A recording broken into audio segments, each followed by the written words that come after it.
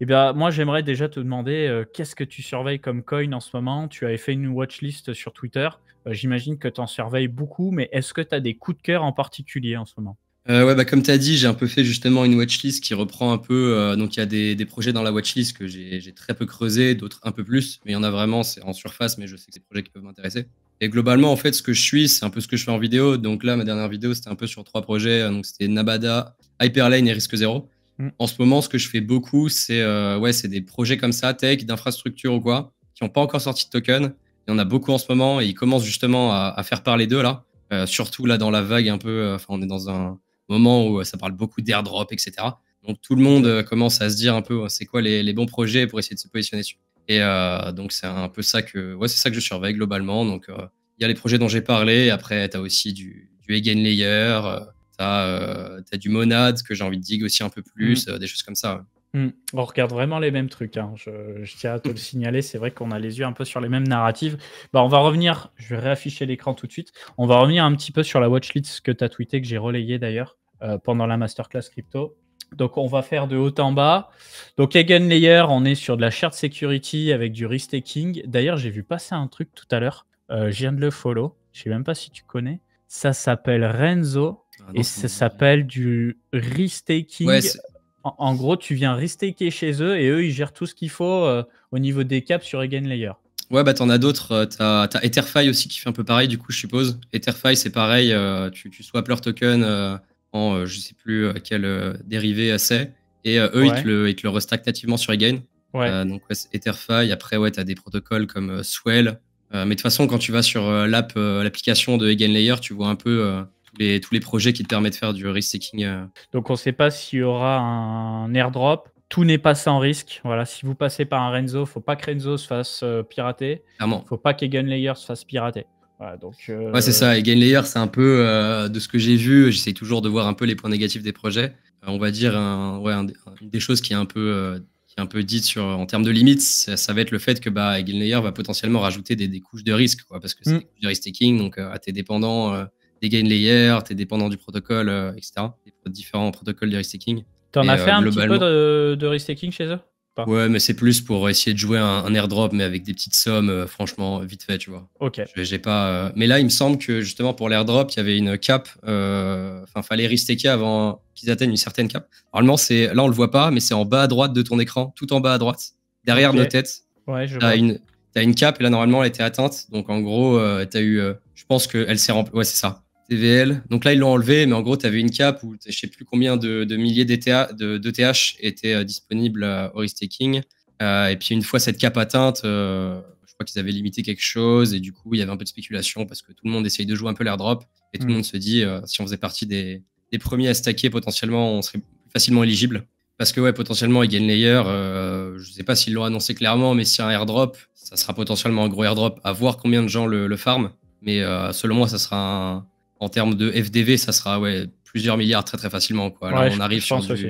sur du. Pour moi, je vois Celestia là, qui a 15 milliards en FDV. Pour moi, Again Layer, c'est pareil, voire pire. Ouais, ouais, en tout cas, il est très attendu, hein, ce petit Eigenlayer. Mm. Ensuite, on a Monad, dont tu parlais juste avant, j'en ai parlé aussi récemment. Donc, fameux Layer 1 de parallèle EVM, possibilité de faire du 10 000 transactions par seconde. Moi, ce que j'ai beaucoup aimé au-delà de ça, c'est que tu arrives sur le site, tu vas dans la doc. Ouais, Alors, leur doc est bien faite. J'ai commencé, donc ouais, j'ai pas énormément creusé encore Monad, mais j'ai vu pas mal de gens que je suis sur Twitter en parler en bien. Donc, généralement, c'est pour moi, hyper simple en fait, hein. c'est un signe, c'est un bon signe. Et ouais, apparemment, ils ont une bonne doc qui explique assez bien les choses. Et C'est puis, ils ont une. en tout cas pour les investisseurs, c'est d'une simplicité, Ouais, absolument déconcertante, hein, à comprendre, hein. On t'explique tout, quoi, les block time, la finalité, le fonctionnement des mempools. Ça se compare vachement avec, l'existant, ouais, bah déjà, ça se voit là dans leur doc. T'as pas eu une arborescence de 15 milliards de lignes. voilà, finalité, 1 seconde. On est toujours sur le même, même type de VM. Par contre, bon, bah, voilà, au niveau des transactions par seconde, ça tabasse. Donc Ouais, ça a c'est l'air ça, d'être une apparemment, version ils ont. améliorée d'Ether, hein. Ouais, c'est ça. Apparemment, ils ont une approche assez innovante dans le scaling. Ils refont pas un Solana ou un Sei. Ça, Mmh. c'est intéressant. Et Ensuite, comme. Ionet. Ionet, on en a parlé aussi en live, donc narrative d'Epine IA avec pour partenaire Solana, Render Token, Filecoin. Donc Solana pour la partie paiement, Render Token pour profiter de leur parc de cartes graphiques, Filecoin pour la partie stockage. L'idée étant de mettre à disposition des processeurs, des cartes graphiques et du stockage pour faire des calculs d'IA. Moi, ce qui m'avait intéressé en tant qu'ancien mineur, c'est les rendements, non? C'est les rendements, tout à fait. Alors quand je dis mineur, bien sûr, j'ai eu moins de 18 ans, mais c'est surtout j'ai miné de l'Ethereum. Voilà, là, ça nous annonce du 12,5 $ daily avec une RTX 4090. J'ai trouvé ça fou. Je vous avoue de ne pas l'avoir testé parce que ça nécessite de ma part de rebricoler tout mon Windows pour y mettre un sous-système Linux. Je n'ai pas spécialement envie de rajouter des couches de latence vu que je geek à côté, mais à un moment, je vais finir par craquer, je pense. Et ils auront leurs propres jetons. Donc ça veut dire que vous serez normalement payé en jetons pour fournir de la puissance de calcul, ou vous pourrez payer en jetons et je crois en dollars pour pouvoir utiliser leur réseau. C'est ça, ils ont l'air legit, ils ont des gros partenaires et en plus ils ont vraiment les buzzwords d'Epine plus IA. Je pense que là, en 2024, c'est clair. Ça a marché.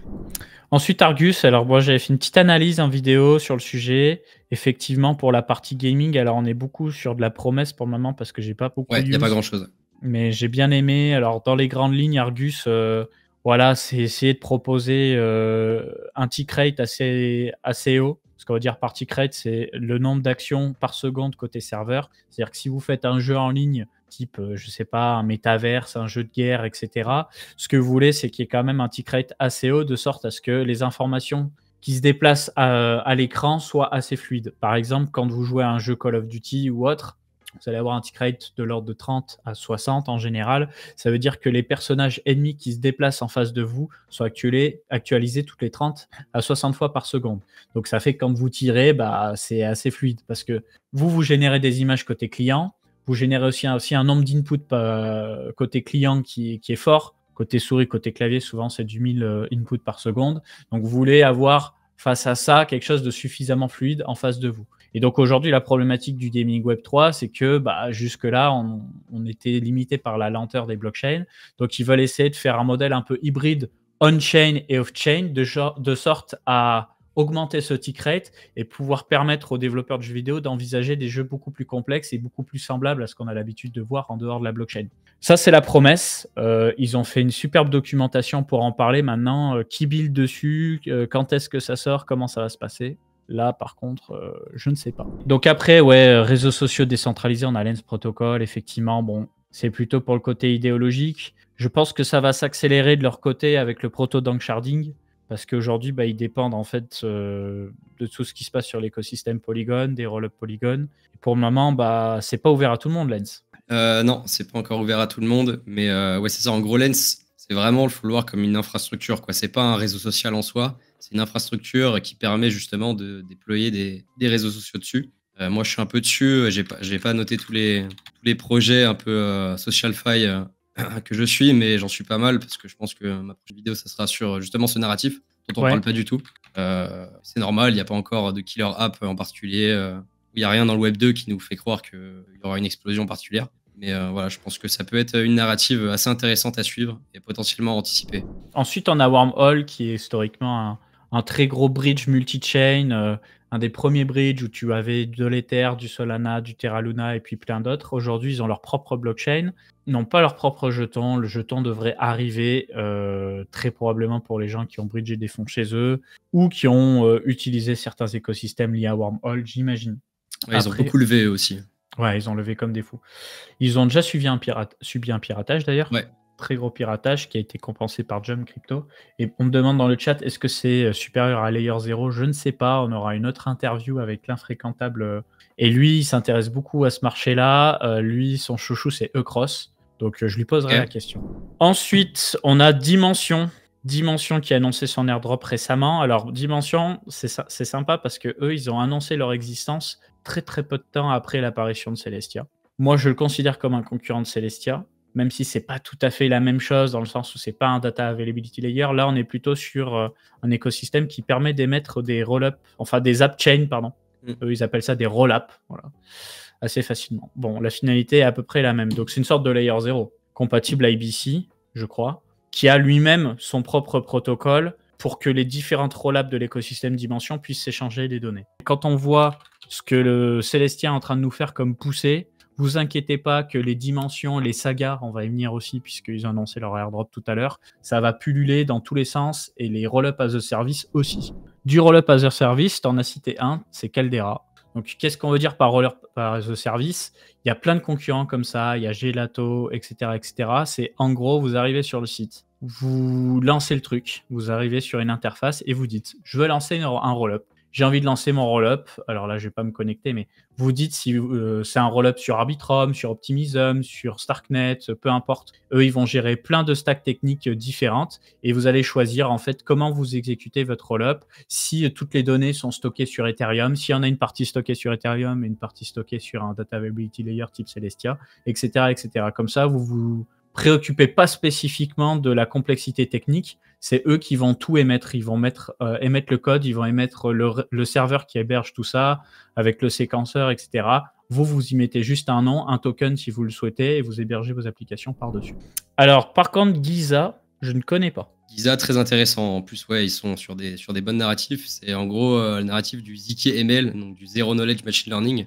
Ils vont un peu, pas à l'encontre de BitTensor, mais ils font pas les choses de la même manière. BitTensor, c'est que tu vas entraîner sur leur réseau, tu vas faire du machine learning directement sur BitTensor. Eux, en gros, ce qu'ils disent, c'est que en vrai, le machine learning, faut le faire off-chain. Par contre, tu vas pouvoir, avec leur technologie, faire ton machine learning off-chain et avec la technologie Zero Knowledge, mettre la preuve Zero Knowledge que tu as bien fait ton machine learning pour le vérifier et le valider, en fait. C'est pour ça que c'est un peu considéré aussi comme un ZK coprocesseur. Mais c'est un ZK coprocesseur qui est spécialisé dans la narrative IA, en gros. Très bien. Avec, en partenaire, du coup, Herototus, qui est c'est lui-même sur un ZK Starknet. coprocesseur. C'est sur Starknet, très bien. Ah, mais on m'en a parlé, ça. On m'en a parlé, Starknet, c'est sûr. On voit Class Lambda aussi, entreprise spécialisée dans la cryptographie. Ok, très bien. Qu'est-ce qu'on a d'autre? Bear Chain, que je connais pas, si tu veux nous en parler. Ouais, Bear Chain, ça fait partie des projets que j'ai le moins creusé, mais j'en ai pas mal entendu parler, à droite à gauche, par des gens qui s'y connaissent un petit peu. Ils avaient l'air assez bullish dessus. Ouais, ils le mettaient dans leur top un peu des prochaines sorties avec des monades, etc. Donc je me le suis noté. Donc Chain EVM, basé sur le Cosmos SDK, avec un consensus bien à lui qu'ils appellent Proof of Liquidity pour lutter contre les attaques Sybil. Ah oui, je crois que c'est ça, ouais. C'est truc avec attaque Sybil, ouais, c'est leur créneau. Ensuite, bon, on a parlé d'Avail. Avail, alors tu as noté Rollups. Moi, il pensait que c'était uniquement un Data Availability Layer, hein, donc pas que, ils permettent aussi. C'est sur la narrative, en gros. Quand je dis rollup, c'est quand tu as une rollup, tu peux utiliser Avail, en fait. C'est un terme générique, rollups, pour dire, enfin, tu vois, même les séquenceurs décentralisés, etc. Parce qu'il me semble que j'ai dû voir qu'ils faisaient pas peut-être que de l'ADA. Je pense que c'est ça. J'avais dû check, ils doivent potentiellement faire une autre partie, et pas que de l'ADA. Ouais, regarde, ils disent Avail vous laisse lancer une blockchain en 1 minute. Mettez à jour la logique de votre chaîne sans redéployer un smart contract. Ouais, c'est ça. Ils font, donc ils font beaucoup de DA, mais ils font pas que. Ouais. Ils n'ont pas l'air de faire que de la DA, ouais. Ok. Avail, grosse team, hein, je crois que j'avais check, il y a des gros noms. En tout cas, une watchlist assez similaire à ce que je regarde moi. Et on parle de Namada, mais il faut aussi penser à. Comment ça s'appelle? Anoma. Anoma. En gros, je parle surtout de Namada parce qu'aujourd'hui, Anoma, c'est vraiment une infrastructure assez générale, qui est un peu dure à définir. Et Namada, c'est vraiment la première instance, donc c'est un peu la première chaîne concrète qui sorte. C'est pour ça que je parle particulièrement de ça. Mais oui, Namada, c'est un peu un sous-projet de Anoma.